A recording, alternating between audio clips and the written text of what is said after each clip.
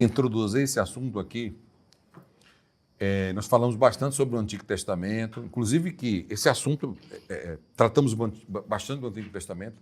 Eu quero começar hoje a tratar no Novo Testamento. Vou fazer a leitura aqui, mas eu quero tratar com vocês no Novo Testamento exatamente o porquê Jesus fez dos 10, transformou os 10 em 2.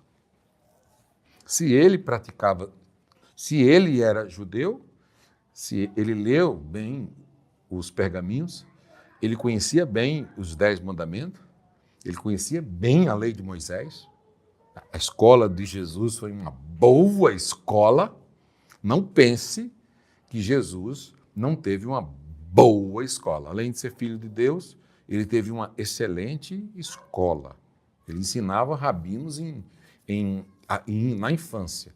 É certo que a Bíblia não mostra, nós já falamos sobre isso, o período da adolescência dele, né? Não mostra, já sai toda a adolescência, todo esse período, a Bíblia não mostra. Isso aí, tudo que nós falarmos fora disso, ou dentro disso, é uma exegese, né? É algum assunto que não está na Bíblia, é extra-bíblico ou puramente apócrifo, né? O que eu quero falar com vocês, depois de fazer a leitura, é tratar porque Jesus reduz os 10 em 2, e isso já no Novo Testamento. Entendeu? Já no Novo Testamento, quando se trata sobre isso. Então, eu quero poder abordar com vocês de uma forma mais bem prática, mas falando um pouco mais biblicamente da sua origem, da origem do pecado. Vamos à disciplina, por favor. Bom, quando se fala em origem do pecado, né, na nossa disciplina, o que a Bíblia ensina sobre essa origem do pecado? Bom, na Bíblia, o mal moral que assola o mundo, deslize, queda para o alto, se define claramente como pecado, como fracasso, erro, transgressão, iniquidade, contraversão e injustiça. Tudo isso aqui está relacionado ao mal do mundo, à maldade do mundo. Então, a Bíblia apresenta o homem como transgressor por natureza. Como adquiriu o homem essa natureza pecaminosa? O que a Bíblia nos diz acerca disso? O que ela informa acerca disso? Bom, para termos uma ideia sobre essas indagações, é interessante e indispensável considerar o seguinte: primeiro, Deus não é o autor do pecado. Quem pecou não foi Deus. Então, primeira coisa que eu tenho que considerar é que Deus não é o autor do pecado. Evidentemente, Deus, na sua consciência, já vira a entrada do pecado no mundo bem antes da criação do homem. Porém, deve-se ter cuidado para que, ao fazer a interpretação, não fazer ela que Deus seja a causa ou o autor do pecado. Para bem longe isso. Longe de Deus o praticar principalmente a perversidade, a maldade. O Todo-Poderoso, na realidade, ele não comete nenhum tipo de injustiça. Desde o primeiro livro da Bíblia, desde Gênesis ao Apocalipse, você pode olhar tudo. Se você for olhar com o seu coração da maldade, você vai dizer assim: nossa, Deus, como Deus é injusto, como Deus pode permitir tanta maldade no mundo, como Deus pode permitir a maldade, tudo que aconteceu na vida de Jó, como Deus pode permitir o sofrimento de um justo. Né? Então, leia o livro de Jó. A maioria essa semana, inclusive em nenhuma aula que eu estava lecionando, eu falei: como é que Deus pode permitir o sofrimento ser justo e ter tanta maldade no mundo? A maioria das pessoas que fazem esse tipo de pergunta não conhece a armatiologia, não conhece a maldade que existe no pecado. Não existe a consequência do pecado, porque pensa que esse mundo já está perdido. Não, o mundo não está perdido. Perdido está quem não tem Deus. Porque quem está em Deus tem direção. Nós podemos estar no meio de um redemoinho. Quer uma prova disso? Por exemplo, quando eu leio o livro de Jó, sabe quando eu estou assim, descrente? Eu falo assim, eu estou meio... não estou me sentindo muito em comunhão com Deus, não. Eu vou e leio Jó. Aí eu olho o sofrimento de Jó, o que Jó passou, a experiência que Jó teve com os amigos, a experiência no ministério, a experiência com a família, a experiência com a esposa, a experiência com tudo, pastor. Aí eu digo assim, por que agora Jó com toda essa experiência, como é que Deus agora, justo, que o próprio, quando você lê Jó primeiro, o que é que Deus faz? O que é que Deus faz? Se fosse na época de cheque, hoje ninguém quase mais usa cheque, né? Vamos ficar preparados.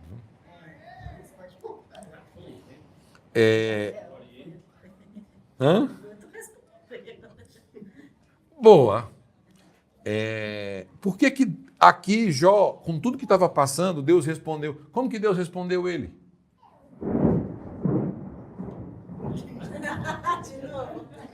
Gente, olha, não tem nada a ver, não. Mas foi assim. Quer ver? Boa. É a resposta. Mas, vamos ver. Acho que é Jó 34 mesmo.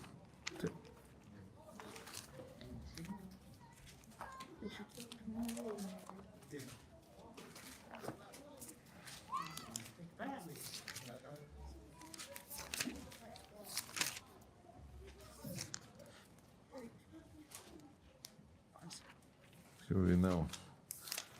Não é 34, 10.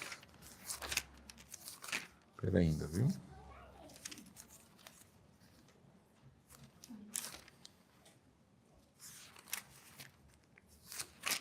Espera ainda. Espera ainda, viu?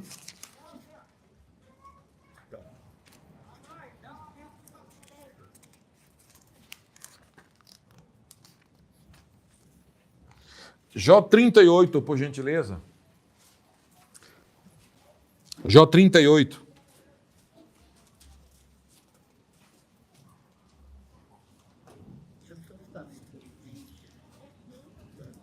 Trinta e oito, 1, por favor. Todos acharam? Amém. Alguém pode fazer uma leitura, por favor? Só ele. Depois disso, o Senhor respondeu a Jó num redemoinho e disse... Pronto, só isso.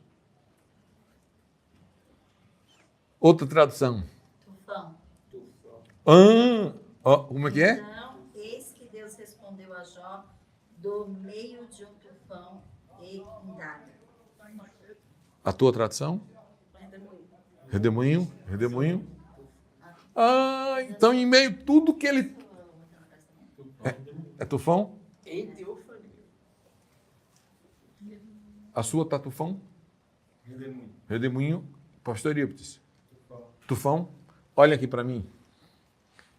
Em meio a tudo, só o primeiro aqui, tá?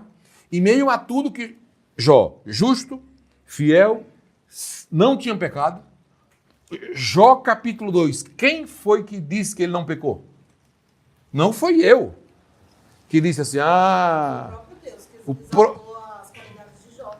o próprio Deus... Exaltou as qualidades de Jó.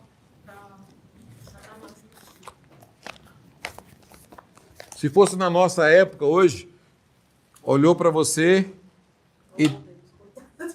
Não, sim. E olhou para você, avaliou você, assinou um cheque em branco, captou?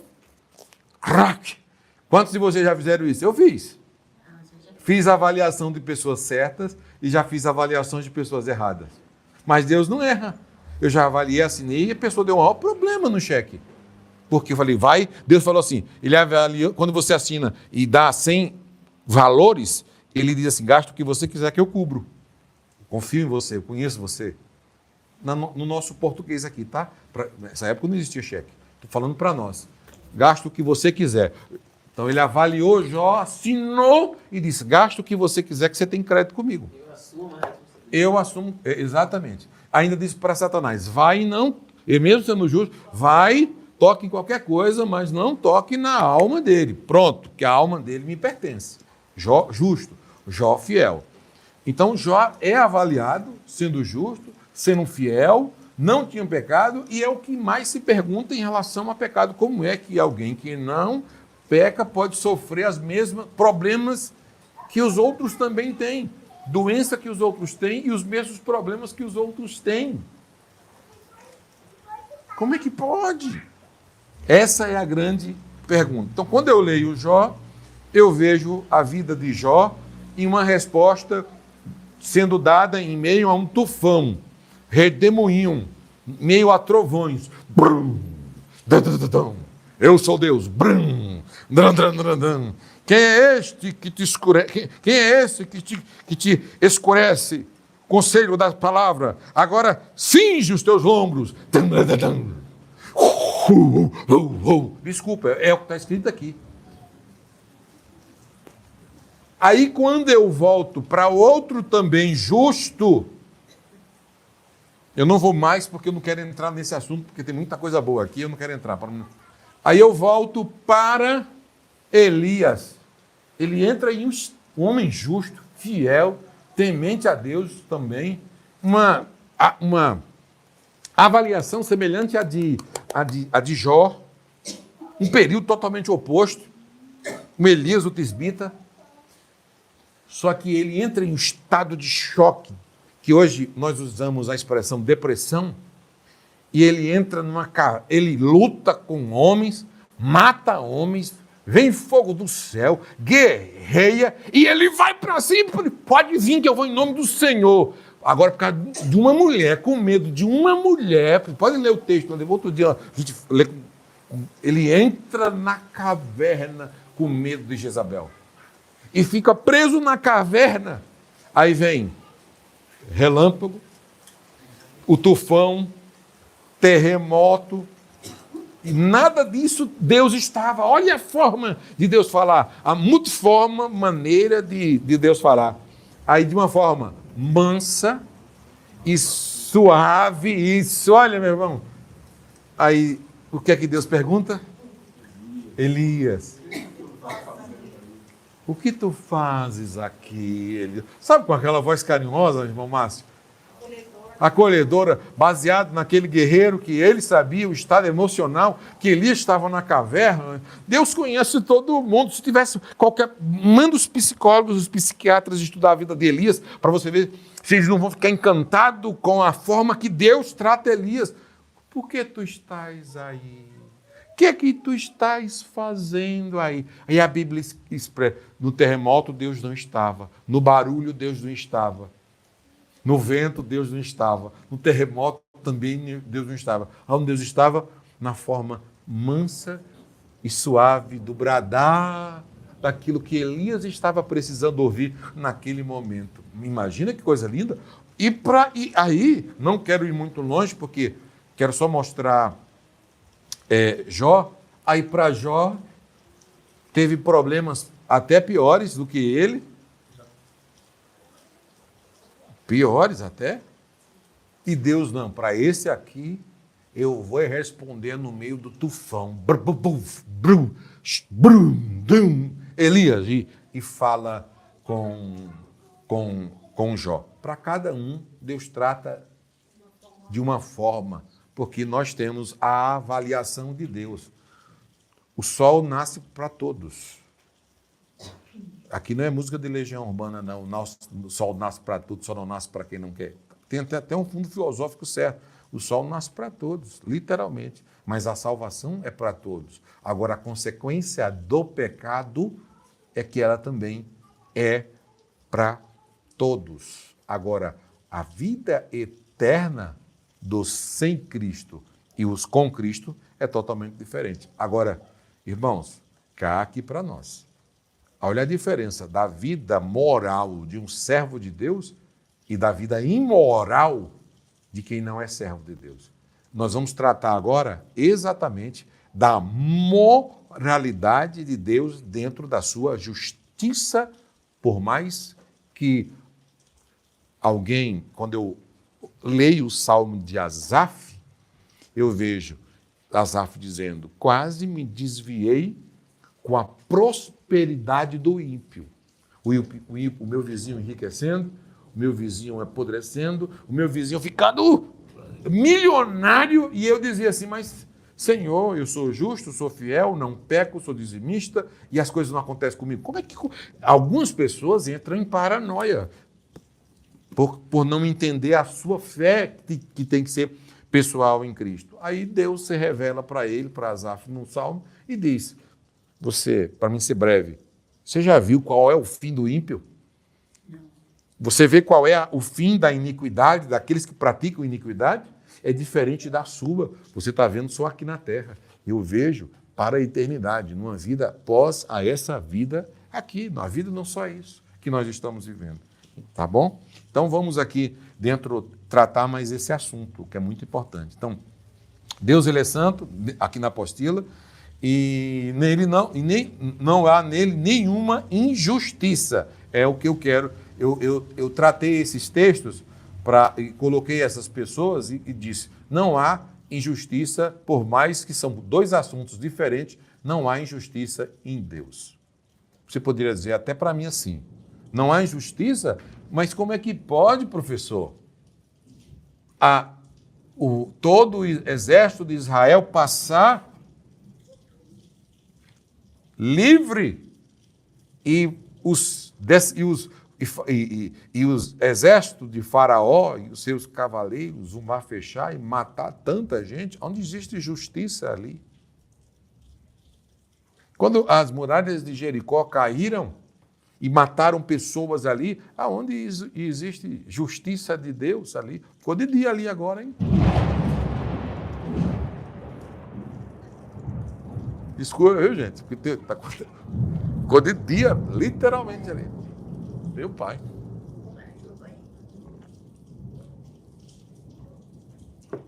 Por isso que eu fiz essas coloquei esses personagens antes, para exatamente, eu tenho conversado com muitas pessoas e as pessoas chegam, por que tanta enfermidade? Por que as pessoas nascem com tanta enfermidade? Por que as pessoas nascem com tantos defeitos? Por que existe tanta miséria, tanta maldade no mundo? Ah, calma. Pastor, mas eu vejo nessa passagem aí que o preço do pecado é o quê? A morte. Todos eles estavam pecando. Todos. Mas na passagem de Jó tem uma coisa interessante, que é a família. Jó praticava sacrifícios pelo pecado da família. Você pode ler ali. Jó justificava os filhos pela família. Jó oferecia sacrifício para a família, para que exatamente a família fosse poupada dos erros que a família praticasse. Mas Deus, naquele momento ali, não poupou a família, como também agiu de uma forma de realmente permitir aquela calamidade acontecer. No caso, por exemplo, de Davi, irmão Márcio, Deus disse para ele que a espada não sairia da casa dele. E depois que Deus falou aquilo, Davi entrou em um estado, a família, os descendentes de Davi, ou seja, Israel nunca mais foi o mesmo. Dividiu os reinos, né? E os reinos viraram nações. E a guerra atual. E por causa das divisões dos reinos, para você ver como que é sério isso daí. Então, mas tudo relacionado à desobediência, à injustiça. Mas Deus não é justo. Deus não é injusto. Bom, dando continuidade aqui. Ninguém ao ser tentado diga, sou tentado por Deus, porque Deus não pode ser tentado pelo mal. Ele mesmo a ninguém tenta. Deus odeia o pecado, como prova disso, enviou Cristo como provisão salvadora para o homem. Sendo assim, as Escrituras rechaçam todas aquelas ideias deterministas, segundo as quais Deus é o autor irresponsável pela entrada do pecado no mundo. Até mesmo, permitam-me aqui, pela calamidade do mundo. O mundo tem teorias que dizem que o mundo está assim por causa do próprio Criador. O Criador é o maior culpado. E tem outros que colocam a culpa diretamente no diabo. Tem muita gente tirando a real culpa. E a culpa nós sabemos de quem é. Bom, sendo assim, as Escrituras, essa visão determinista. Tais ideias são contrárias às Escrituras, também à voz da consciência que dá testemunho à responsabilidade do homem perante Deus, cuja santidade foi ultrajada. Bom, o pecado teve origem no mundo angélico. Ou seja, a origem do pecado, não o pecado o que é pecado? Pecado é transgressão.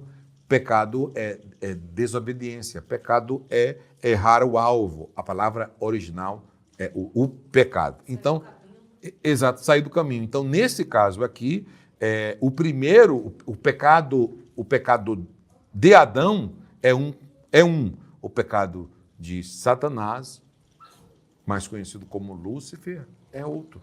Então, o pecado inicial foi quando Lúcifer desejou ser igual, semelhante a Deus e foi expulso, tanto ele como a terça parte, e foi lançado à terra. Então, o desejo dele, aquele ali foi o primeiro, o desejo que ele teve, como ele tinha esse desejo tal, começou ali e rebeliou a terça parte dos anjos, né? Então, se quisermos conhecer a origem do pecado, teremos de ir além da queda do homem, descrita no capítulo 3 de Gênesis, que nós já estudamos sobre esse assunto, e pôr a nossa atenção em algo que aconteceu no mundo dos anjos, ou seja, Deus criou os anjos dotados de perfeição, porém Lúcifer e legiões deles rebelaram contra Deus, pelo que caíram em terrível condenação. O tempo exato dessa queda ninguém conhece e ninguém sabe. Não é dado ao conhecer da Bíblia. Ou seja, o próprio Deus ocultou isso a não revelar.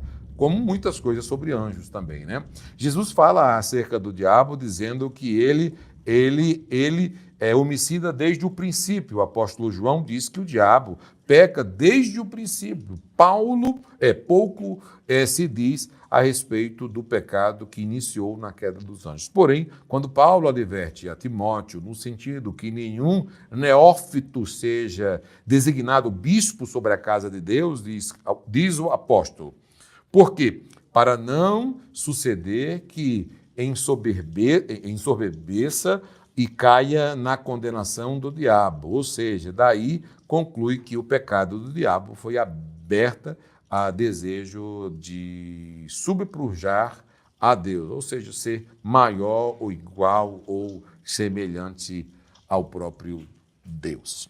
A origem aqui é a parte do primeiro pecado antes do pecado da humanidade. O pecado da raça humana já é outro, a origem do pecado da raça humana. Portanto, assim como por um homem só entrou o pecado no mundo e pelo pecado a morte, assim também a morte passou de todos os homens, porque todos pecaram. Romanos capítulo 5, versículo 12. Bom, eu quis falar sobre esses dois, sobre o pecado, sobre a origem, sobre a justiça de Deus, tanto no Antigo quanto no Velho Testamento. Justiça de Deus em tudo que acontece pode ser aquilo que eu que não sou nada, eu não criei céu, não criei terra, não criei homem, não criei absolutamente nada, eu quero às vezes julgar a Deus sobre o que está acontecendo na terra. Imagina eu querendo fazer esse tipo de julgamento. Como eu já encontrei uma senhorinha com quase 90 anos dizendo para mim, nossa,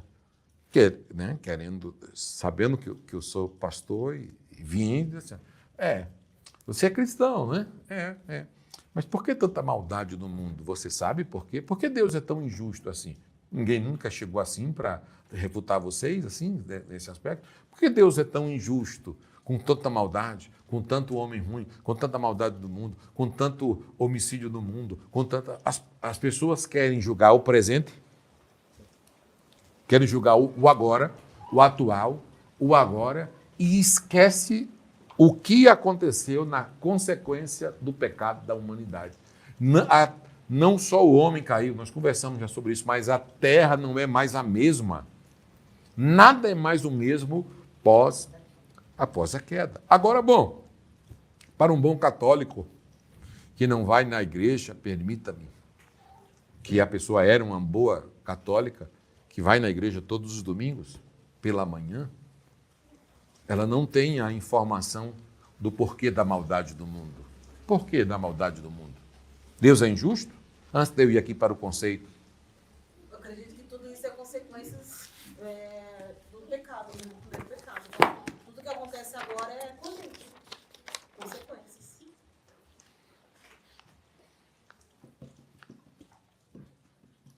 Aí eles querem transferir isso para Deus. Ah, porque esse Deus é tão bom, por que ele permitiu tudo isso? Aí Tão bom porque é Deus. tão bom. Por que aconteceu esse acidente e morreu tanta gente afogada? Por que morreu tantos animais, tantos seres humanos na catástrofe De Noé? Não, eu estou falando já, não vou nem falar da Bíblia. Mas você também de Noé está certo. Tanto Noé, Sodoma e Gomorra. Como é que por causa do pecado de Sodoma e Gomorra, como é que Deus destrói, Deus mau é esse? Então, como você separar isso? Aconteceu agora a enchente lá em Não. O que matou... Vamos começar. Uma catástrofe que aconteceu há uns 3 anos atrás. Brumadinho aconteceu a barragem. E No Rio Grande do Sul tinha, também, né? tinha justos e injustos ali. Tinha ou não tinha? Rio Grande do Sul, chuva. Tinha justo e injusto. Esse ventinho que deu aí, esse dia eu estava no trânsito pedindo perdão a Deus pelos meus pecados. Vocês acham que não? Indo para dar aula. Aquele negócio que eu vi ali estava dando lá direto toda hora. E as árvores caiu do meu lado. Fui chegado quase... Eu nem fui para minha casa. Eu estava indo dar aula, depois ia para a minha casa. Eu não fui para minha casa, fui para a casa da minha mãe, Ângela. Cheguei quase 11 horas da noite. Mas escute ainda. Não, eu dei a palavra do Bardá porque eu pedi, se ele falou. Aí, o que acontece? Aí, se uma árvore caísse e me matasse, vocês não estariam aqui hoje, teriam ido no meu velório. Então, mas se você se perguntasse por que o justo também sofre e passa pelos mesmos problemas, morreu justo e injusto, agora nos Estados Unidos, o tufão que deu, tanta gente morrendo, a terra está respondendo, a terra está falando, a terra está gemendo, a terra está falando. Na enchente também, que teve agora 12 dias, que morreram pessoas. Exatamente, na enchente. Então, as pessoas que nascem com defeitos, pessoas que morrem, incêndios. Esses dias eu vi uma catástrofe que aconteceu e tinha um quadrinho da menina no quarto e a mãe dizendo, por quê? Por quê? Chorando, por quê? A menininha, não, por quê? Por quê, Deus? Como é que estava lá? Não lembro. Era, vinde a mim, tu estava cansado e oprimido. Tinha uma frase evangélica, né? E a mãe é evangélica. Então, por que a menina morreu naquele acontecimento? Aconteceu um fato aí, uns dias que aconteceu um incêndio e o pai tinha um filho e o filho era deficiente e o pai salvou o filho, o pai morreu depois e o filho ficou. Aconteceu um acidente na escola, lá em Santa Catarina, vocês viram, e a menina era cristã, que foi assassinada, e é para o justo e para o injusto também.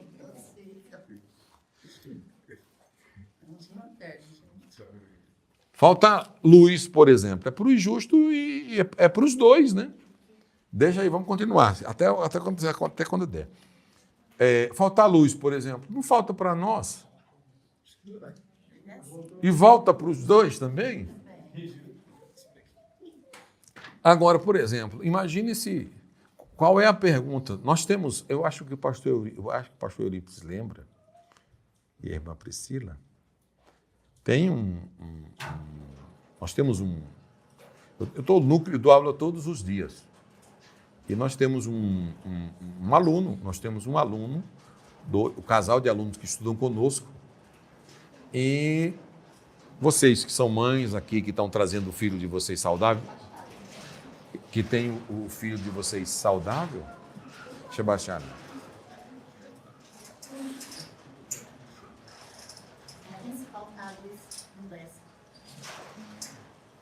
Aqui, ó, Israel. Interessante, eu falei em Santa Catarina, tem gente de Santa Catarina aqui assistindo, olha. Tá vendo? Ó? Interessante. Teve aquele cavalo que ficou muitos dias, né? Que ele é o símbolo da montanha, da resistência do povo ali, né? Que cavalo? O cavalo que ele ficou vários dias. Nas Olimpíadas? Não, na enchente do Rio Grande do Sul teve um cavalo que foi sobrevivente. Ele ficou tá. vários dias, ele se tornou símbolo da sobrevivência. Assim, Sim. É sim. Isso. Sim, é verdade. Ficou todos os dias da enchente. Ficou 14 dias acima do telhado. Rapaz, que coisa, hein? Sensacional. Por bom, mas não vamos ainda para o reino animal, não? Que ainda nós estamos agora mas Mas só voltando aqui. Mas é interessante, Sim. já interromperam, mas assim, eles deram mais importância para os animais Sim. do que para o ser humano. Sim. Ali já mostra o porquê que acontece tanta coisa ruim, né? Por conta do ser humano, a atitude do ser humano, a vontade do ser humano, que dentro de nós já é o mal, né? Sim. Então, se não for a graça do Senhor. É o que eu quero entrar antes de falarmos sobre se eu vejo tudo isso, o que é que vai me direcionar para uma vida que não pratique a maldade em pleno século XXI? O que é que eu tenho que fazer para não praticar o que o mundo pratica? Porque isso é o mundo. Como, por exemplo, as mulheres, olha só, as mulheres do mundo não prestam mais hoje. Os homens não prestam mais hoje. Não tem mais homem. Não tem mais mulher. Mas as crianças de hoje são... Os adolescentes de hoje são... Hoje são... Não, por exemplo, nós estamos esquecendo... Estamos começando a se igualar ao mundo. Nós temos que tomar muito cuidado com isso, senão daqui a pouco nós estamos dizendo assim, olha, nós não acreditamos mais nem em pastores, nem no sangue de Jesus, nem do poder salvador, porque nós estamos iguais a eles. Eles não têm esperança, nós temos esperança. Eu mostrei 2 passagens apenas para vocês aqui, que mostram o que é esperança. Esperança em meio a qualquer catástrofe que possa acontecer. O conceito do pecado do antigo, o conceito novo. E porque tanto o homem bom e o homem mau passam por isso, é porque nós estamos no mundo. O que nós não temos que... Nós vivemos no mundo, comemos as mesmas comidas, agora não fazemos as mesmas práticas, que são as práticas de abominação. As práticas abomináveis. Essa é a nossa diferença. Por isso que a armatiologia, por isso que esse assunto ele é muito importante de se estudar, porque ele é pouco ensinado hoje. Vamos para o tópico 7 do conceito? Eita!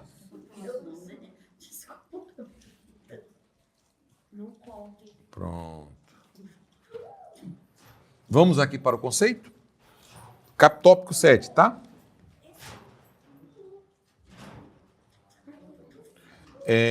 O conceito do pecado do Antigo Testamento. Bom, o Antigo Testamento descreve o pecado nas seguintes esferas. Isso aqui, pega isso daqui. Antigo Testamento. Eu quero tratar os dois, para quando falar do Novo Testamento, eu quero poder tratar com vocês com bem severidade, com mais severidade. Bom, na esfera moral, a palavra mais usada para o pecado no Antigo Testamento significa errar o alvo. O que é pecado? Na esfera moral, aqueles que erram o alvo. Então, pecado é você mirar em algo e não acertar. Errar o alvo. É ter um propósito e, no final, você desvia. Ou você começa num propósito santo, puro, e muda de direção. O seu alvo, o seu foco muda. Leia as Escrituras que o seu foco vai mudar sobre o mundo. Vocês não têm noção o tanto de gente que liga para... Vocês, antes disso, sobre o casal, vocês conhecem o casal que eu comentei aqui, lá do núcleo? Que eu comentei que tem o filho com deficiência e leva toda vez para a aula com a maior satisfação? Aí é porque a luz apagou. Então, acho que foi estudar depois de vocês lá. Eclesiastes 7:1 que fala, né? Para os cristãos, né? Pode ler. É melhor. Pode falar, fala o número para... Eclesiastes 7, primeiro. Mais vale o bom nome do que o melhor dos perfumes, e o dia da morte mais proveitoso que o dia do Não, nascimento. eu preciso que você, por favor, vocês estão, ele está lendo Eclesiastes capítulo 7, primeiro. 7, primeiro. Tá bom? Espere um pouquinho, só para quem tiver com a Bíblia ler também. Isso é muito bom. Peraí, deixa eu pegar ele aqui também. Eclesiastes, para os que gostam da Bíblia, está depois do Apocalipse.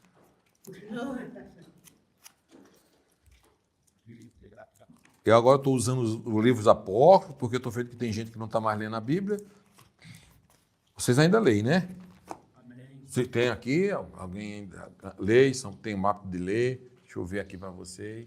Vocês amam as Escrituras, amam a palavra, amam mesmo. Amam a palavra. Eclesiastes, capítulo quanto? 7. Eu vou ler porque esse texto que ele está lendo aí é sensacional. Pode, por favor. Capítulo 7. Pode ler. Não, por favor, eu estou fazendo questão que você leia com todo mundo. Eu quero ler, o texto é poderoso. Mais vale o bom nome do que o melhor dos perfumes. E o dia da morte é mais proveitoso que o dia do nascimento. Olha só, o dia da partida. Isso aí é por estar em Cristo, né, assim? Porque todos aqueles que morreram nessas tragédias todas aí, se morrer em Cristo, morreu em paz. Porque é o melhor o dia da morte que é o nascimento. Exato. Então, vai morrer É a em Cristo, essência. Para quem fica, é sempre uma dor. Sim. Mas para quem morrer, foi para Glória. Aqui fala a essência da vida com Cristo. Com Cristo preparado. Com Cristo. Com Cristo. E lê o segundo também. Fechou? O segundo, Sim, o texto do versículo. mais vale ir a uma casa em luto do que ir a uma casa em festa. Porquanto este é o fim de todo ser humano, e deste modo os vivos terão uma grande oportunidade para refletir. 3. Mais vale um momento de tristeza do que dias de risos, porque Meu Deus. é o rosto circunspectos que produzirá um coração compreensível. Um coração compreensível. Olha que texto. Vai ler o 4. Eu estou pedindo para ler porque todos fazem a alusão ao primeiro, viu? Portanto, o coração dos sábios está na casa onde há luto, mas o coração dos insensatos nos banquetes. e em lugares de muito risos. O 5, por favor.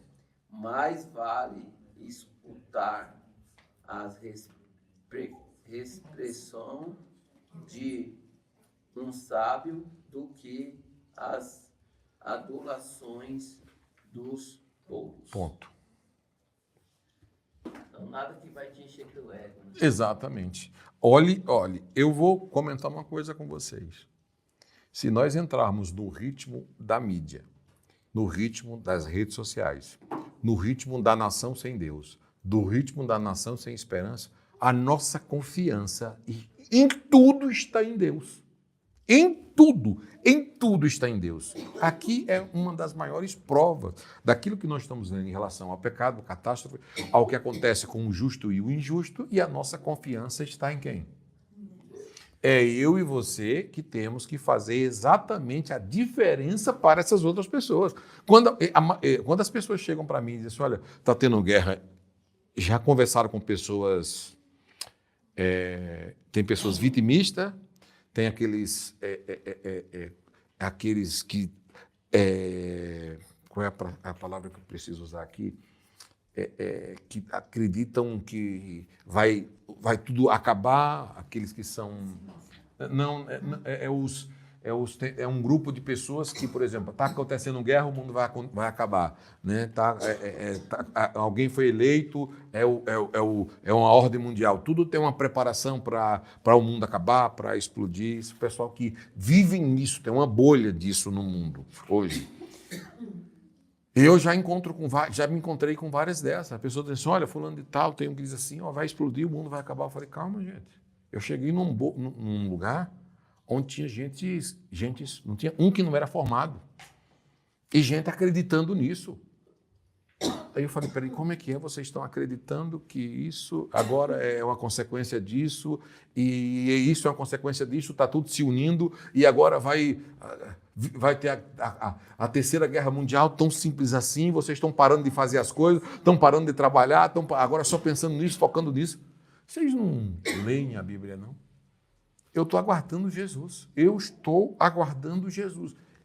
Foi a única frase que eu falei assim, não, eu não me preocupo. Aí me falaram, mas você é tão inteligente, Lenin, será se você não viu? Será se você não viu o que está acontecendo em Israel? Será se você não viu o que está acontecendo no Brasil? Será que se você não viu o que está acontecendo na Rússia? Será se você não viu o que está acontecendo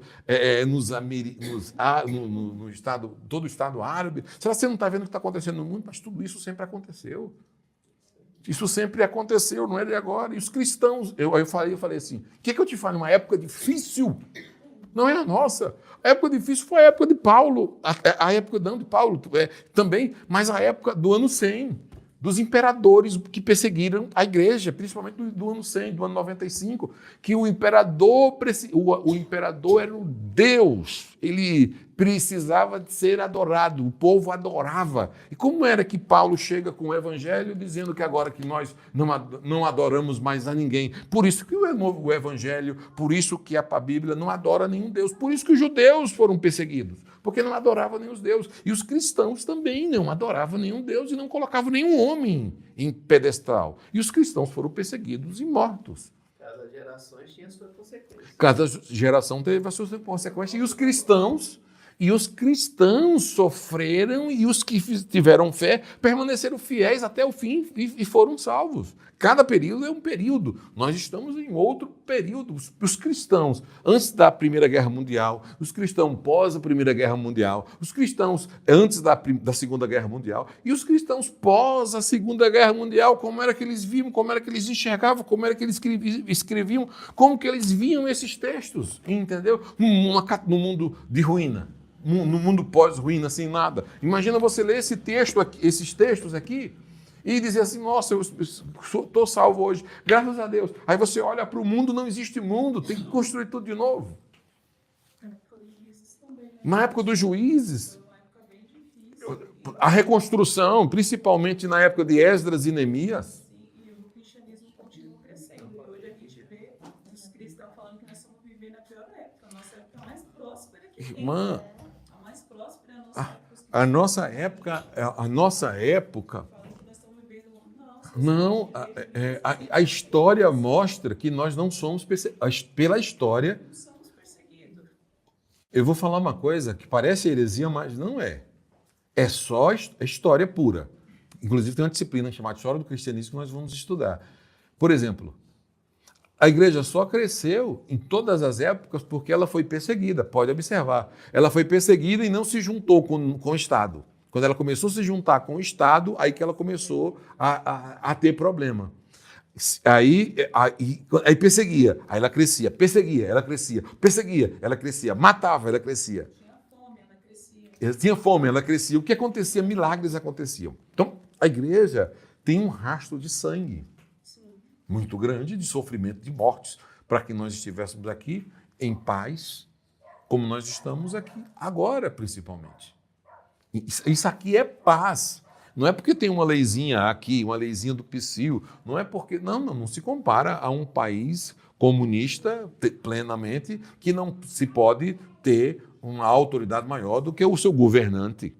Aí é perseguição, meus irmãos, como a China, Coreia do Norte, nos países comunistas mesmo, onde existe onde a figura,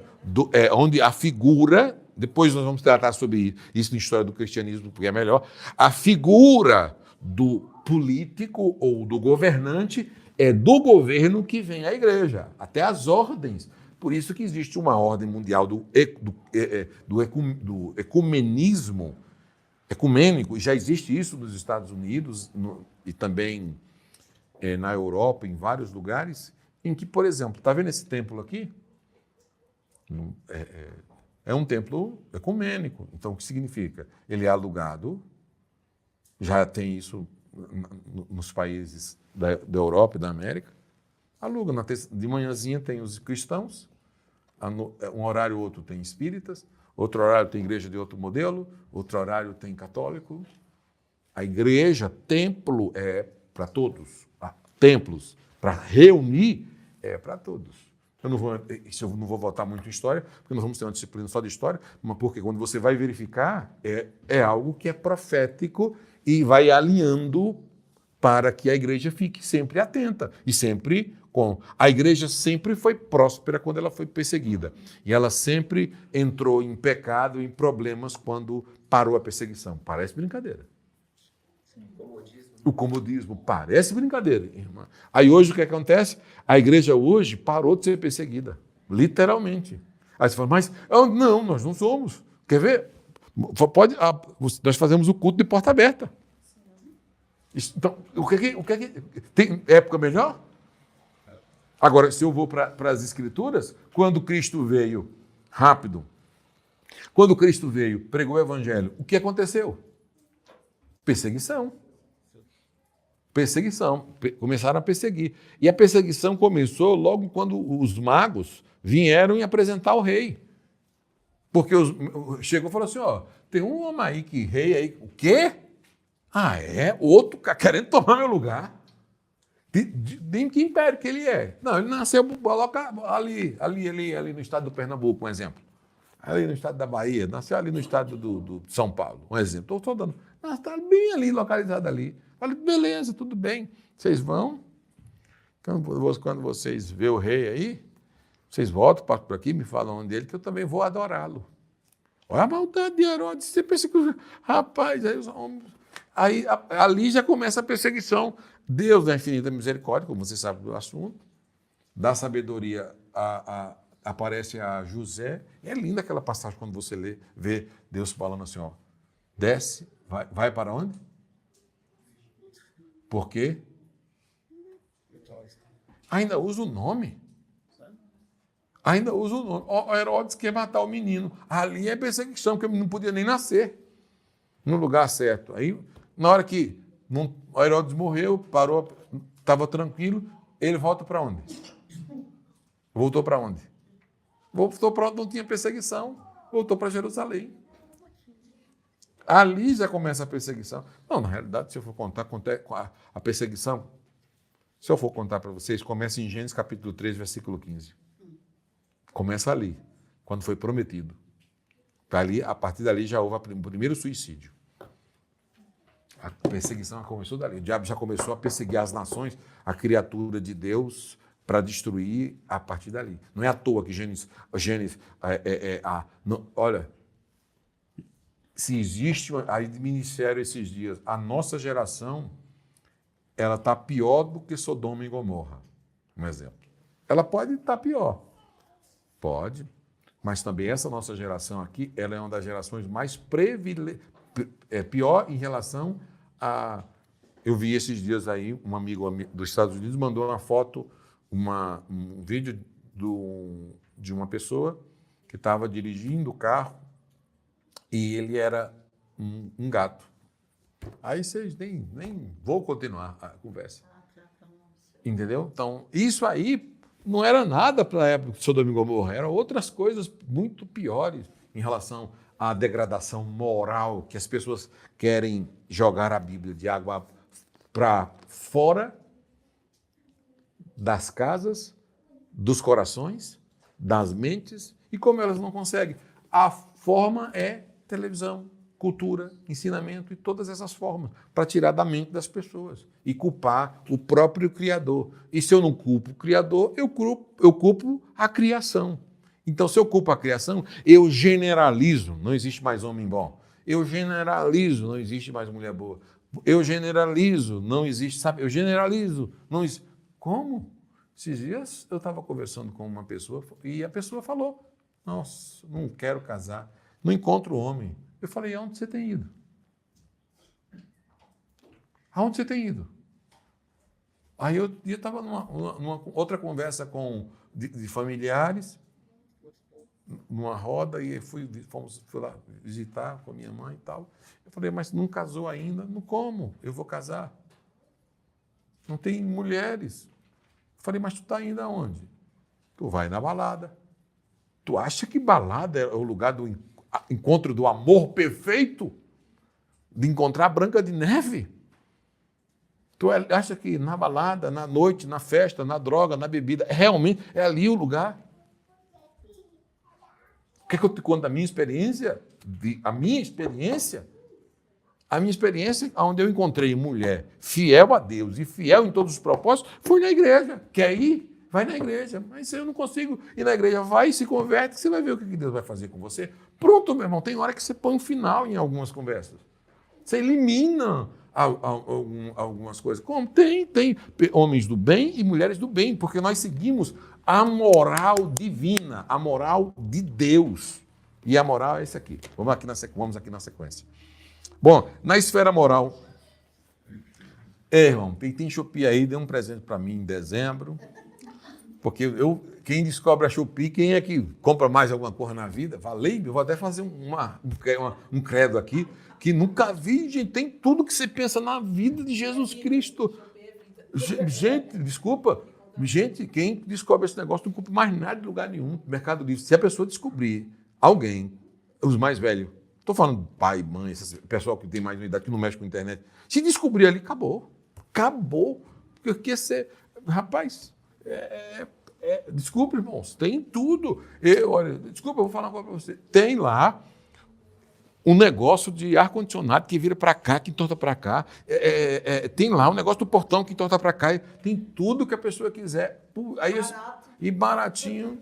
Então, você tem que ver só que isso funciona. Porque esses dias meu primo comprou Mas aí tem que olhar nos comentários. Tem que olhar nos comentários. Mas eu não vou dar uma aula de Shopee, não, que eu descobri esses dias. Eu não compro mais nada em nenhum lugar. Eu fui desculpa aqui, mas eu não tenho muito tempo aqui, que aqui tem construtor, né? Mas quando eu quero ver um negócio bonitinho, eu vou lá na Leroy Merlin, aqui tem os construtores. Mas tem quem consiga comprar. Aí eu vejo as belezas que estão lá, aí vou na Shopee. Não, aí Deus... Isso. Tem que ter 5 estrelinhas. Entendeu? Aí, bom, você vê lá, e depois digita na Shopee o nome do negócio, acabou, só espere, chega. Lá você tira muitas ideias, né? É isso, obrigado, exatamente. Você tira ideia. Exatamente, tem tudo lá pré-mudado. É top. Exatamente. Então você vê a ideia e. Olha, vou falar uma coisa bacana demais. Bom, então nós falamos aqui sobre a ideia do Antigo Testamento é errar o alvo, né? Tortuosamente, perversidade, tudo isso está ligado ao caminho errado. Falta de ser, falta, né? Isso também está ligado ao pecado do Antigo Testamento. Ser achado em falta, né? E também está ligado. Em falta de quê? Em falta de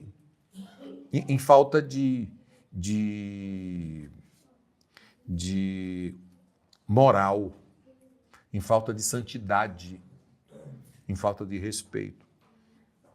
Pesado. Pesado em quê? Pesado na balança. Está relacionado, porque aqui já entra na história do rei que foi colocado, as maldades dele foi colocado na balança e foi achado em falta e foi escrito uma mão na balança. Mene, mene, tekel, farsim. A mão na parede. A mão na parede. Né? Mal, violência ou infração. Então, a violência, a consequência da violência, senhoras e senhores, é maldade. E a maldade está relacionada a pecaminosidade. Então, por exemplo, quando eu comento isso, nós não podemos praticar a imoralidade da maldade, da violência moral que os que não têm Deus praticam, senão nós nos tornamos iguais. Eu dei uma palhinha na aula passada que nós erramos até na fala. Lemos Tiago 3, lembram? A gente percebe Sim. nas bondades que Jesus, quando Jesus fez, ele tinha aquele lá para apontar, né? Ele, né? Que quando ele expulsou os demônios aqui, em Lucas 11, 15, né? Eles falam que eles expulsou Qual demônios que... com Boizebu, né? Não, ele fala assim, você expulsa demônio. esses demônios, Expulsar demônio. É incrível. Imagina... Para você acusar o outro no meio de todos, muitas vezes ninguém faz essa reflexão ao lado, né? Aí você sabe, demônio com demônio, né? Se é demônio, está do meu lado, né? Exatamente, do mesmo lado, né? Do mesmo lado. Vocês estão se degladiando entre si? Demônio, como é que eu expulso demônio com o próprio demônio? Não pode. Expulso demônio com o maior dos demônios. Bom, exatamente. Gente, só para reforçar, está claro essa questão moral, maldade? Isso está impregnado no homem. O homem sem Deus, ele não consegue se libertar disso. Por quê? O homem sem Deus tem prazer na maldade. Sim, está em 2 Timóteo 3, né, pastor? Exato. E o homem com Deus? Sim. E o homem com Deus? Não tem prazer na maldade e na violência e nem na infração. Porque esses frutos não é nem nosso, né? Lá em Gálatas fala que é o fruto do Espírito. O fruto é do Espírito. E as obras são da carne. Inclusive, eu acho que a última aula nós vai ser esse assunto para a gente fazer aqui um teatro. Vai ser esse assunto para nós tratarmos, nós vamos falar sobre a obra da carne, sobre frutos do Espírito e obras da carne, e nós vamos fazer aqui uma... Às vezes é até difícil falar, mas você vai ter que reconhecer que a gente sem Cristo, se a gente se afasta de Cristo, qualquer um. Não, olha aqui. Potencial? Não, é incrível. É você se afastar de Deus e as portas do inferno, das trevas se abrem. O amigo da cachaça, da droga, do não sei o quê, todo mundo aparece, te abraça, acabou. Suga todos que você tem. É dinheiro, é tudo, é bem. Acaba, joga você na miséria, que é um papel diabólico mesmo. Aquela parábola do filho pródigo, dele comer lá, em outro dia a gente trata, aquilo ali é o que realmente o diabo faz na vida das pessoas. Ele assim, eu quero a minha parte, quero aquilo que... E vou conhecer o mundo, vou conhecer a vida. A vida é cruel, a vida é mal. O mundo é mal. Mas não estou falando do planeta que é mal, não estou falando eu estou falando de quem está nele é mal. Gente, aí, por que eu comento com vocês? Por que eu tenho, eu tenho minhas coisas e eu me privo muito, posso ser chato por muitas pessoas, mas eu me privo muito de muito relacionamento com pessoas da maldade. Me perdoem. Porque elas vão se afastando, porque você não pratica o que as pessoas praticam. As mesmas iniquidades. Nós falamos na aula passada aqui, nós falamos até no ouvir, se você é aquela que conta mais uma. Sim, aí... Conta mais uma. Até essa maldade as pessoas começam a praticar. Eu sei que, por exemplo, até mesmo entre família, tem pessoas que... O Leniberto está aí, não dá para falar com o Leniberto, não, porque ele está aqui, ele vai falar alguma coisa, ou vai opinar contra, ou vai... Por quê? A pessoa já está fazendo alguma... Estou falando até de cristãos. Vai fazer alguma coisa que é contra contra os mandamentos, e depois vem a consequência da atitude. Você vê, pastor, hoje aconteceu um episódio próximo de mim, que a pessoa falou assim, eu estou devendo essa pessoa que ela me pagou, mas ela falou assim que, o dia se eu quiser pagar para ela, eu pago. O dia que eu não quiser, eu não pago. Ó, que a pessoa estava querendo a minha resposta. Eu falei, mas essa resposta você tem que falar para ele. Porque foi 17 mil. Como é que a pessoa deu 17 mil e hoje ela não quer os 17 mil? Eu falei, não, mas eu posso te dar uma resposta que você não quer nem ouvir e pode ser uma resposta que não seja sábia. É melhor essa coisa você falar com o próprio, porque muita pessoa quer ouvir de você o que você acha disso aí. Mas como é que eu te mandei 17 mil, eu não quero meu dinheiro? A pessoa está falando que não quer pagar o dinheiro, ela quer ouvir o quê? Que eu falo, tá certo, não paga não.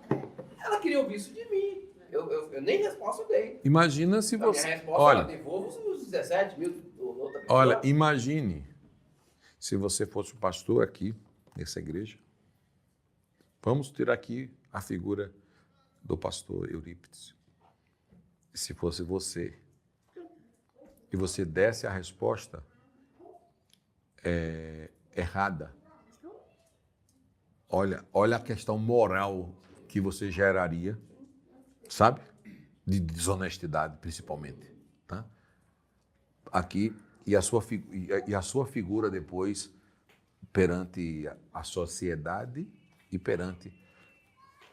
Eu estive almoçando em um local bem simplesinho, mas tem uma comida boa. E eu gosto assim, da comidazinha lá do Nordeste, assim, sabe? Aí entrou duas figuras. Estavam falando abertamente os problemas da igreja. Abertamente. Para quem quisesse ouvir. Problemas pessoais, fraternais, exclusões, problemas de irmão. E eu aqui, comendo.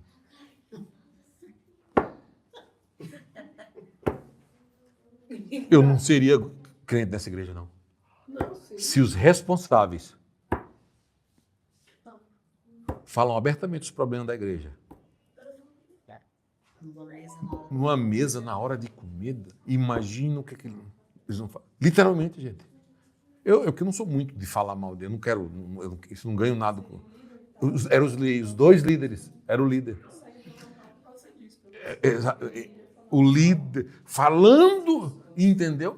E exatamente, eu peguei uma fala dele aqui, dei esse exemplo, e um exemplo que eu comendo, mas num lugarzinho simples, não estou falando nada chique, não. Falando num negocinho assim, 4 paredes, um negócio simplesinho mesmo, mas a comidinha boa, sentaram lá, tão esgotados de tanto problema, e começaram a falar, pois é, problema de irmão não dá, de fulano de carro, não dá, aquilo ali não vale nada. Aquilo não presta, meu irmão, e tal. Sabe assim, numa naturalidade, eu falei, Jesus Cristo, eu fiz um sinal da cruz, expulsei com um demônio e sal grosso. Fá! Preferia ser um padre e exorcizar os dois ali. pastor.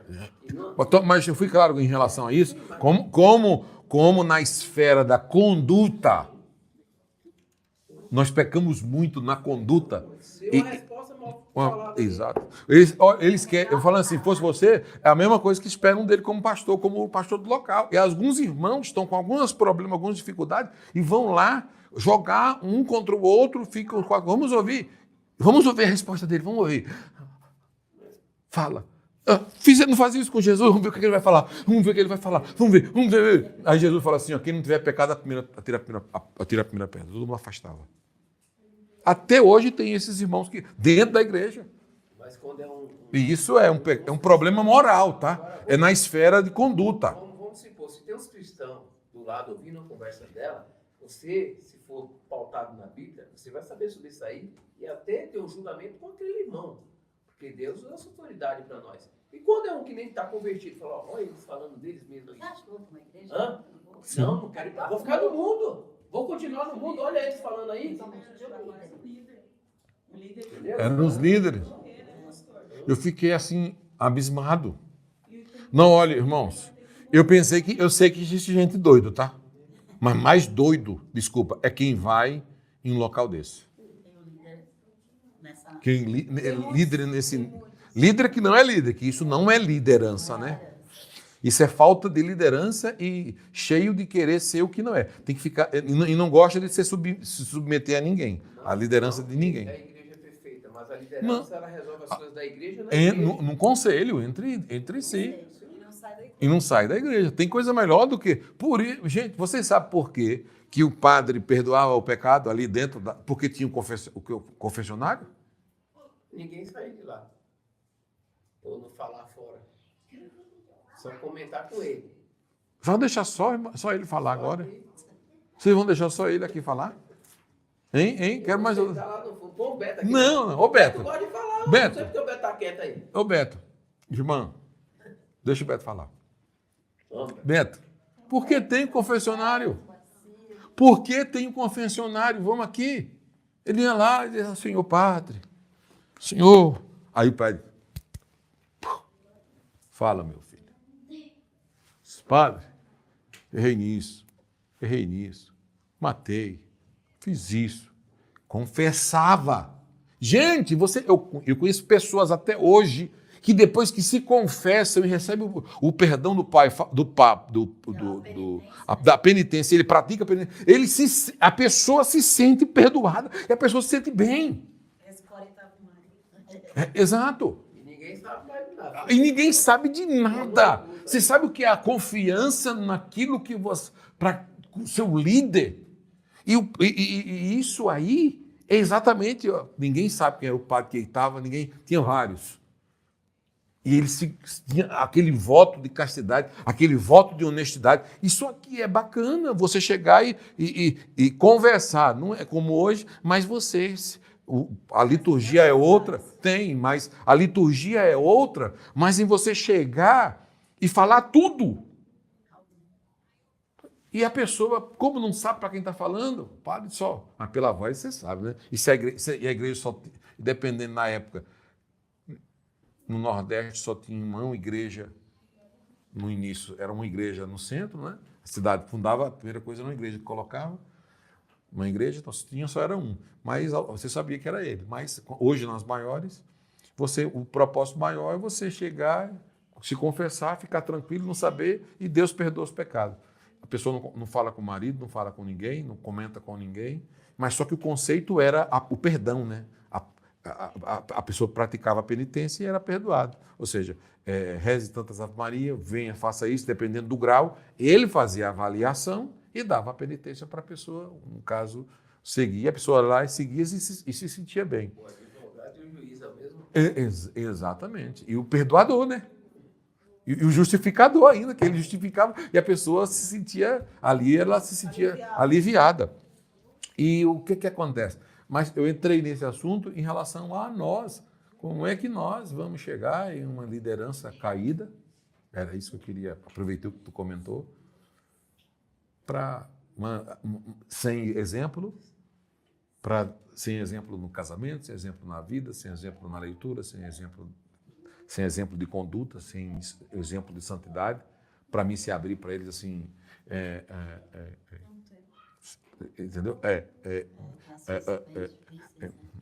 Aí o que acontece? Se ele não tiver confiança, ele vai procurar um ímpio, vai receber a orientação errada. Vai procurar uma pessoa que não é a certa, vai ser orientada errada. Se nós não tivermos lideranças estruturadas, gente, não, olhe, o conceito, a ideia de conversarmos. Sabia que você espirrou agora? Você sabia que tem uma teoria que diz que é a alma querendo sair? Os caras acreditam em muita besteira, né? É a alma querendo sair de você. Por isso que alguns diziam, repreendido, volta espírito. Porque é a alma querendo sair, porque foi por onde Deus mandou. Não, tem uma teoria, foi por onde Deus mandou e a alma está querendo sair do seu corpo. Volta a alma. Não, o povo acredita tudo, rapaz. O povo é mais fácil acreditar nessas besteiras.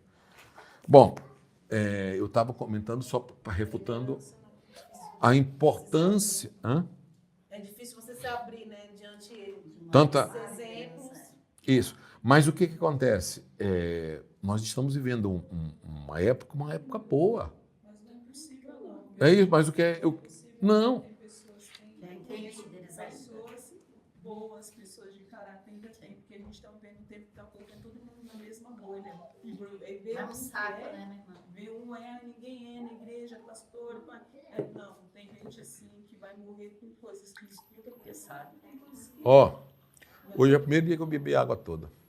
Foi por causa do trânsito, uma adrenalina. Não, uma adrenalina que eu passei grande lá no. Adrenalina, eu falei, não vou chegar não, tô parado. Daqui um dia vai vir. Olhe. Não, calma. Mas tem. Não, calma. Lembra que nós estávamos falando no início da aula que as pessoas que não têm Deus fazem a generalização de tudo? Na igreja tem a bolha dos que avaliam a igreja na mesma farinha. Mas porque é eles que vivem nessa linha. Quer mudança? Não quer mudança e vive nisso. Entendeu? Não acreditam mais nem no poder salvífico e nem no poder da oração. Como se não existisse mais mulher de Deus, nem homem de Deus. Precisa achar um culpado, né? Precisa achar um culpado. Muito obrigado. Deus abençoe. Na verdade, numa dessas não existe Deus, né? Porque se eles estão fazendo do jeito deles, para que Deus? Deus vira... Não, Deus constituiu líderes segundo o seu coração para que o povo fosse guiado. E Eu estava pensando nisso, o senhor falou, cada um tem um líder que merece. agora cada um tem o líder que merece, isso é verdade. Isso se você quiser também permanecer. Se você É. entendeu, se você entendeu o seu líder como ele é e você permanece lá, aí você vai querer ficar lá. Olha, por exemplo, deixa eu falar uma coisa interessante, rapidinho, de duas denominações. Eu quero falar geral para afinar aqui. Por exemplo, existe a Igreja Católica e a Ortodoxa. Vamos dizer assim, os ortodoxos são os católicos que usam aquele negócio preto, usam a batina preta. Por que será que esses homens se desligaram? Vou falar 2 ou 3 pontos no máximo. Eu estou falando histórico, porque o nosso hoje, no nosso modelo hoje, para mim chegar no nosso modelo, deixa eu falar isso para falar do que acontece hoje, a insubmissão das pessoas. Hoje muitas pessoas, irmã, não querem ser mais submissos, acham que tudo para fazer aqui não é mais para Deus, perderam essa essência, né? Por exemplo, lá eles não... um dos fatores, que predomina, assim, um dos fatores que predomina, oh meu Deus do céu, deixa eu lembrar aqui agora, eu comentei dos dois e da doutrina da castidade pratica. Eu estava num assunto aqui, eu lembrei um fato do que nós estamos falando, daquilo que você comentou e eu ia falar. Cada um tem um líder que merece, onde está o seu coração. É o seu tesouro, né? Vocês sabem que o seu líder está praticando coisas lá, você continua lá por quê? Não, olha, Tem tantas igrejas. hoje você pode decidir isso, né? Pelo amor de Deus. No dia Hoje você pode decidir isso, mas a religiosidade, a pessoa aí, a religio... hoje as pessoas são mais religiosas, sim, por isso que eu ia usar por causa da religião, né? Então, uma das coisas que mais me chama a atenção, falando nisso, o bispo lá, nos tradicionais ortodoxos, bispo todos são iguais, não existe nenhum superior. Então, para eles não aceitam o Papa como o único representante. sim. Tá?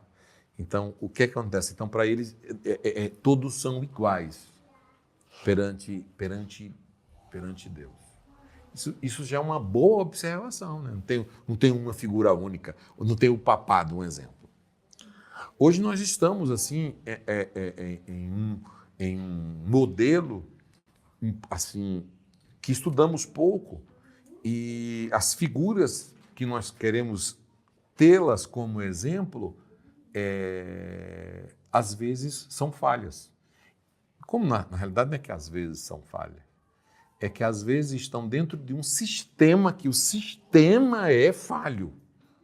Aí a religiosidade fica em primeiro lugar. Eu estou me colocando no meio dessa bacia também. Sim. Tá bom? Aí a religiosidade pelo local, você fica mesmo sabendo. Você fica a mercê dentro do... Porque se você não obedecer o sistema, eu também concordo com isso, você tem que estar fora. Se você não obedece aquele modelo do sistema, você não merece estar lá. Deixa eu aqui fazer mais esclarecido. Eu participo de uma denominação e um ministério. E do ministério que eu participo, quando eu leio as Escrituras, eu sei que o ministério, por mais que pareça um ministério 100% bíblico, ele falha muito na prática da conduta. Tá? Na prática da conduta, que é a prática, não na vivência, entendeu? Na moral. Na moral, isso, na moral. Na moral. Isso, na moral, o que nós estamos tratando aqui. Na questão da moral, que inclusive é o próximo assunto aqui. Então, o que acontece? O que acontece? Imagina um membro que não estuda, que não conhece, ele vai ficar lá, em qualquer um outro lugar, sofrendo aquela consequência, achando que aquilo tudo é verdade. Eu estou me colocando aqui no meio do jogo. Não estou falando também que vai comprometer a minha salvação, mas nem tudo é certo. Nem todo caminho leva a Roma. Entendeu? Então... Sabendo dessa verdade permanecer, pastor, eu posso ler o senhor sobre isso? Não, se não afetar a salvação, entendeu? Por exemplo, a maioria das coisas não afetam a salvação. São litúrgicos e conduta. São litúrgios de liturgias e condutas, até mesmo que vieram do próprio catolicismo. Mas é isso que eu vou fazer essa pergunta para o senhor, porque assim, Martim Lutero, quando ele ouviu... Aí você voltou muito. Aí tá, meu Deus do céu, tu voltou em Lutero. Só para trazer contexto, ele viu que estava errado o que ele fez, ele revolucionou. Então acredita assim, quando a gente está no lugar, está errado. Por que permanecer? Não, mas aí, viu, pastor, eu vou ser sincero para você. Tem no história do cristianismo, nós vamos tratar sobre isso. Mas aí que tá. Martinho Lutero achou isso. Aí depois veio outro que achou outra coisa, abriu outra. Depois veio outro, achou outra.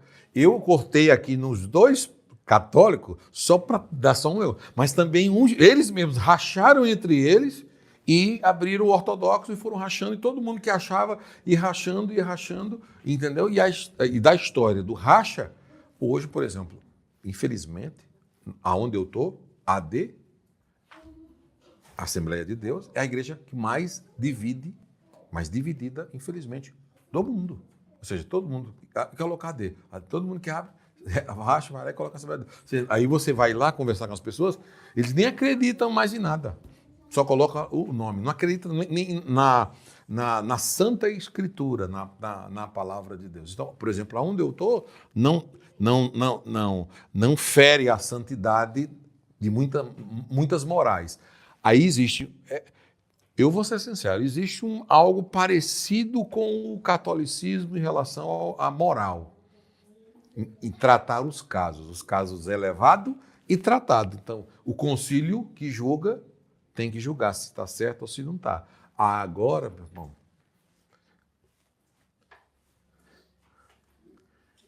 eu não queria ser julgado por os conselhos humanos, não. Porque os conselhos humanos não têm misericórdia. Eu já vi muito caso de fofoca, sendo a pessoa, o pastor sendo julgado pela fofoca e pela mentira, sendo julgado, e pela conduta errada, sendo justificado pela liderança atual. Mas não é essa a nossa aula. Que também está relacionada a pecado, tem que tratar, né? Temos que conversar. Né? O papo é esse. Não é bom. É moral, né? É moral. Aqui em 1 Timóteo, né? Fala sobre Qual o isso. capítulo? Capítulo 3. Capítulo Que a 3. gente estamos falando de liderança, né? É. Para ser liderança tem que estar adequado nas palavras. Né? Eita, rapaz. Isso é verdade. Se não tiver, como Paulo está dizendo ali no capítulo 3,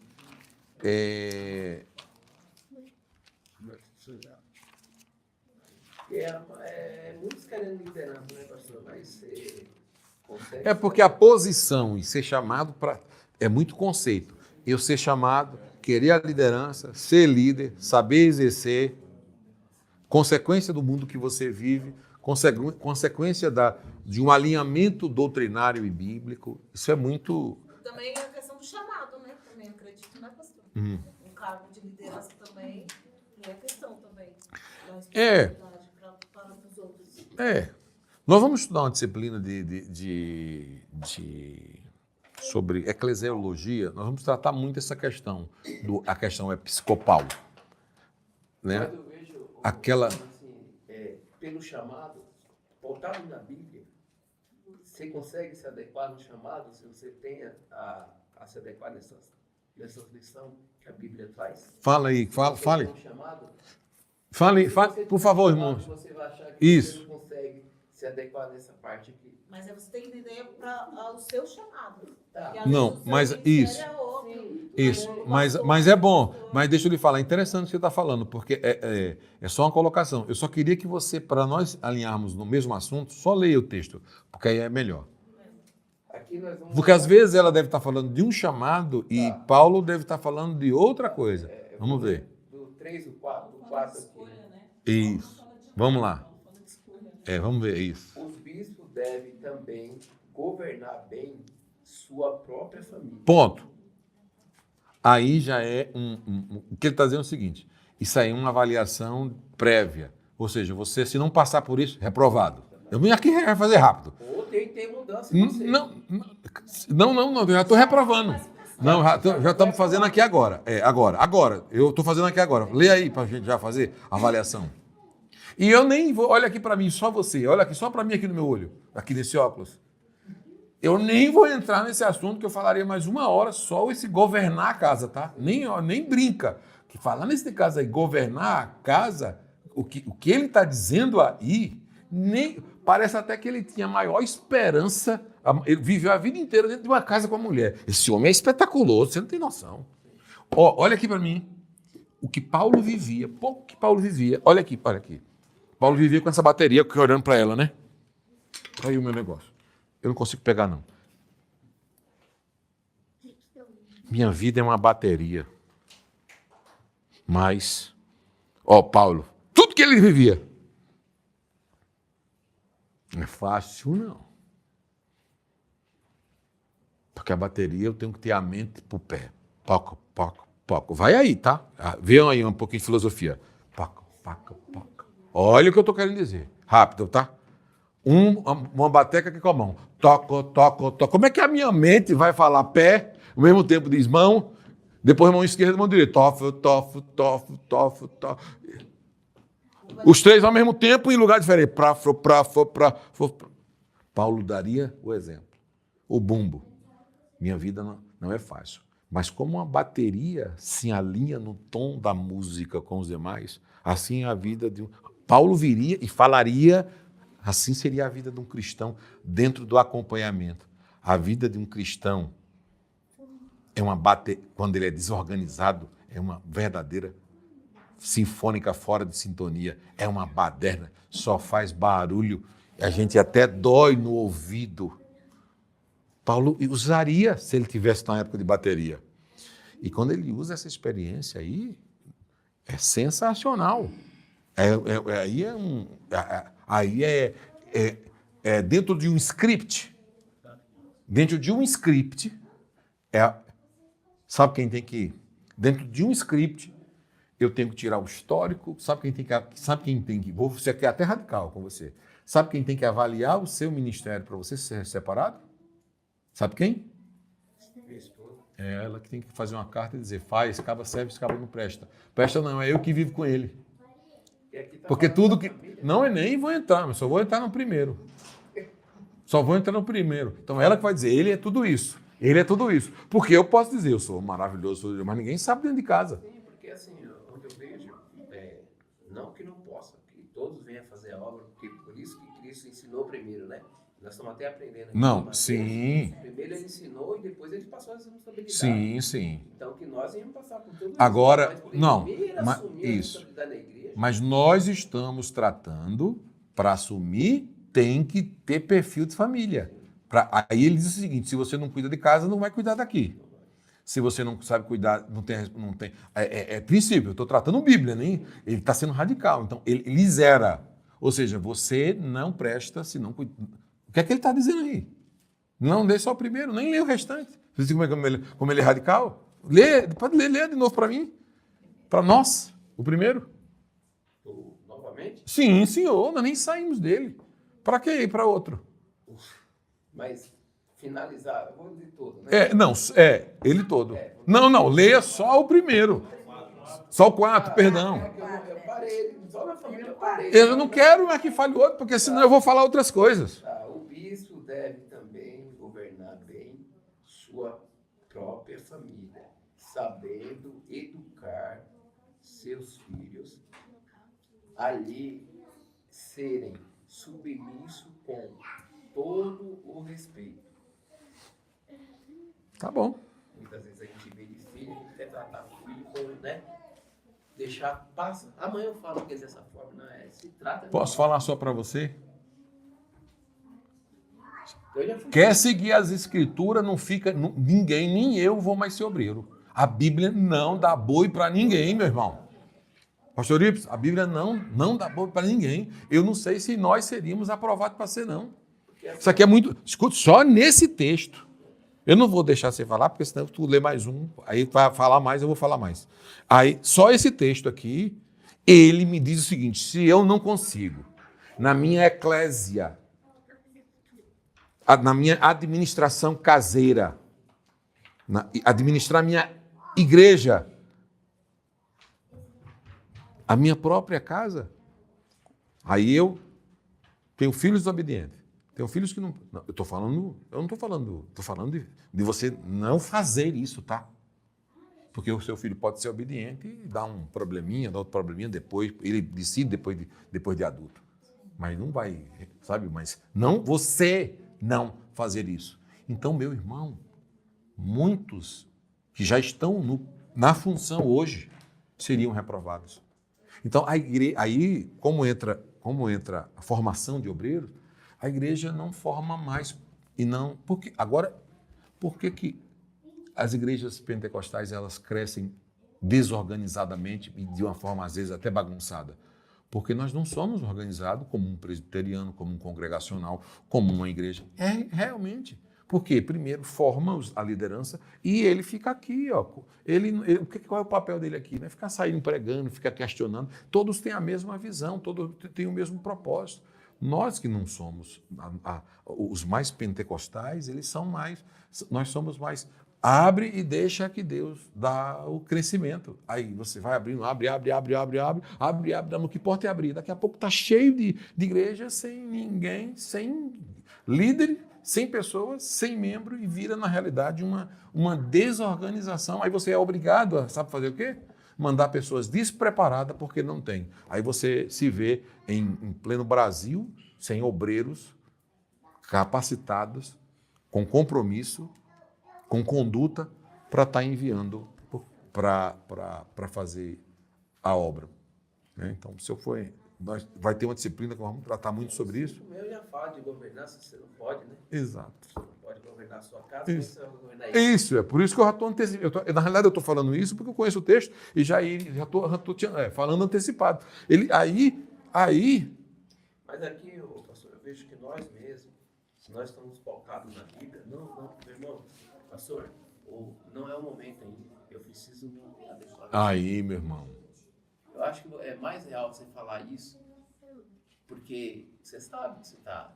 Mas e quando... Aí você pega... Por exemplo, é verdade, aí você assume um trabalho, por exemplo, o que o pessoal faz hoje? Você é um cara bacana, decente, sabe falar, tem um bom diálogo, aí põe você na frente. Aí vem a primeira bomba. Vem um problema, você não sabe resolver, vem um problema... Uma coisa que você tem que ser o exemplo, você passa a ter problema, porque você passa a dar 100% do seu tempo para a igreja, e daqui a pouco você passa a não cumprir mais essa escritura, porque você passa a não ter tempo para a família, tempo para os filhos, aí você passa a administrar algo que você não tem. Você vai sendo provado no ferro, sem experiência, pregando sem saber, errando na pregação, sem cantar. É uma coisa que nós, os pentecostais mesmo, cresceu assim, mas não quer dizer que a gente tem que fazer isso hoje. Por exemplo, a Assembleia de Deus no Brasil, ela cresceu assim, mas ela não cresce mais assim. Você está falando, pastor, a pessoa fala bem, a pessoa... Não quer dizer que é... Não, tá, mas aqui está falando que você não pode ser nem recém-convertido. Por quê? Aí porque precisa uma maturidade, de um acompanhamento. Tá. Não é da vida só fora, não, é dentro da Bíblia. Mas o que é que a gente faz? Você é um cara bacaninha, daqui a pouco eu te jogo no pastorado, daqui a pouco te coloco... já te coloco daqui a pouco já te coloco de bispo, depois de confrabispo, depois de segundo papa, depois a quarta trindade da pessoa. E aí, Quando eu falei de chamado, não foi minha opinião, mas é porque tem um versículo que fala aqui, né? 1 Coríntios 7, 20, fala: cada um fique na vocação e que foi chamado. Foste chamado sendo servo, não te dê cuidado, e se ainda pode ser livre, aproveita a ocasião. Porque o que é chamado pelo Senhor, sendo servo, é liberto do Senhor, e da mesma maneira também o que é chamado sendo livre, servo, é de Cristo. Fostes comprado por bom preço, não vos façais servos dos homens. Irmãos, cada um fique diante de Deus no estado em que foi chamado. Então, o que acontece? Esse texto, quando vocês começaram a conversar, porque essa questão de chamado, tem um chamado de Deus, o chamado do ministério e o seu próprio chamado. Por isso que eu falei assim, vocês estão falando com um professor, então eu tenho que me identificar. Vocês estão conversando sobre o chamado, qual é o chamado que vocês estão? Então, eu trouxe a minha atenção do assunto para exatamente dar prioridade nesse chamado que vai ocasionar em partes com o que Paulo está dizendo. Qual é o clímax desse texto? Permanecer na vocação. Agora, qual é a minha vocação? Você sabe quanto tempo eu levei para entender que eu era o que eu sou?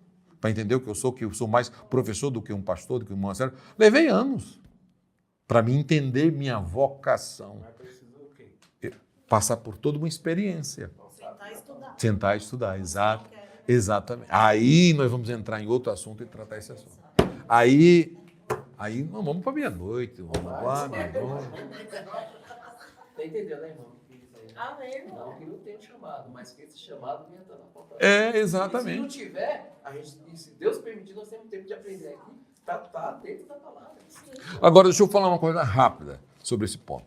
Agora, aquela ali, tem várias outras coisas que, meu Deus do céu. Mas o que acontece? Às vezes eu não tenho chamado nenhum. Aí tem que ter que ser aquele chamado, é o chamado de salvação também. Tem que saber se aquele... Entendeu? Todo mundo da igreja vai ser pastor. Aí você entrou numa coisa. Não isso, mas o texto, se você fizer uma leitura dele errônea, dá uma impressão que é obrigatório, por exemplo, se eu for chamado, eu fazer alguma coisa. Mas se eu for entender. Mas não a função. Não. Segure aqui. Não, ordem no tribunal. Não, segura aqui. Não, Eu quero só falar isso. mas você vai. Não, você vai, mas eu tenho que terminar aqui. Segure, homem de Deus. Senão eu perdo a mensagem. O que eu estou falando é tanta coisa aqui, ó. Também. Então fala, vai. Fale. Nós estamos falando de chamado só de cargo alto, né? Mas limpar a igreja ninguém tem chamado. Limpar o banheiro da igreja ninguém tem chamado. Ficar na porta lá ninguém tem chamado. Só cargo eclesiástico. O que é que o professor está falando com vocês? Sim, mas eu estou falando vários chamados. Então, Mas isso não é chamado, alguma não. coisa da obra. Mas limpar, fazer, isso não é chamado. Tem que Por fazer, isso que nós temos que entender o que é chamado. Chamado de salvação é para todos. Salvo. Aceitou? Pregar o evangelho também é para todos. Aí é o que eu ia comentar. Agora essa função aqui, eu posso ter chamado pastoral, aí está dentro, que é outra disciplina. Aí está dentro aí existe.